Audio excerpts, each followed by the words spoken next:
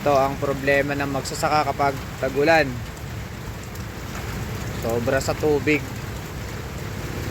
Mapapasig na mga yan. Siyempre, ano na yan, bubulok. Mamamatay yan. Yung ugat kasi nakababad na sa tubig. Ayan grabe.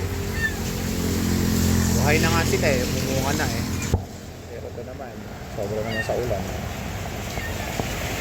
Yan ang problema.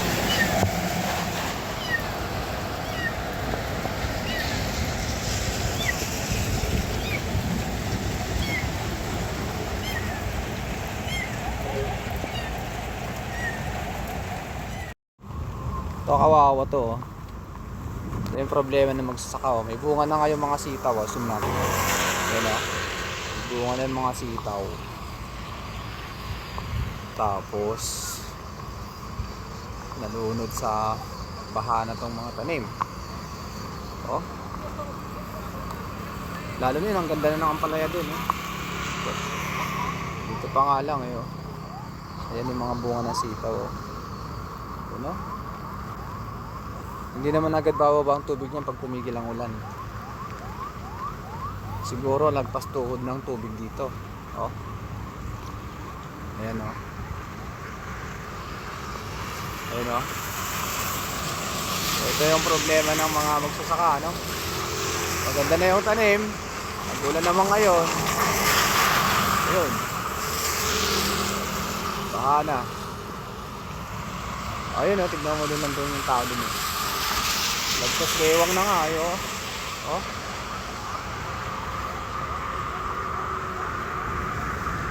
Lagpas bewang na yan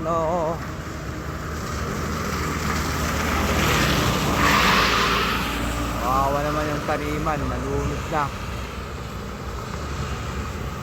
Sigurado yung tanim ko rin sa garden.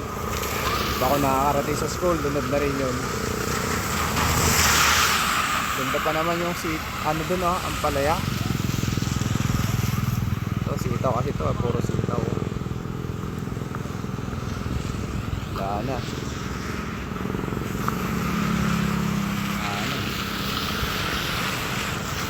Sayang yung puhunan sa mga boto at pataba. Yan ang reality talaga ng magsasaka. Ayun tignan mo yun nandun sa tao. Hanggang na doon pag may pat na nagpasita nilapil yung tinututoy niya kaya malalim, pero doon sa niya nagpasita na, lalim na, mamamatay ang tanim pag ganyan. Sayang naman.